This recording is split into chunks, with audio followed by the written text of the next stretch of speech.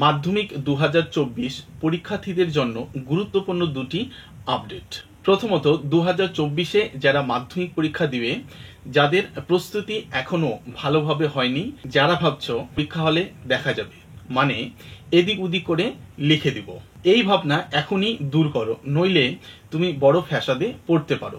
কারণ প্রশ্নপত্র ফাঁস কিংবা টুকলি করা রুখতে প্রতিটি প্রশ্নপত্রে থাকবে আলাদা আলাদা কোড নম্বর। কেউ যদি কোনোভাবে প্রশ্নপত্রের ছবি তুলে তা ফাঁস করার চেষ্টা করে, তাহলে সেই কোড নম্বরের কারণে কাজটি কে করেছে, কোন পরীক্ষা হল থেকে করা হয়েছে, এমনকি কোন পরীক্ষার্থী করেছে তা খুব সহজেই ধরতে পারা যাবে।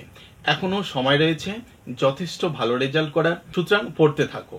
আপডেট নম্বর 2, বিগত বছরে অঙ্ক পরীক্ষায় গ্রাফ পেপার নিয়ে যে সমস্যা তৈরি হয়েছিল তা যেন আর না হয়, তার জন্যই 2024 সালে মাধ্যমিক পরীক্ষা চালু হচ্ছে নতুন নিয়ম। পর্ষদ থেকে জানিয়ে দেওয়া হয়েছে এবার অঙ্ক প্রশ্নপত্রের সঙ্গেই গ্রাফ পেপার থাকবে।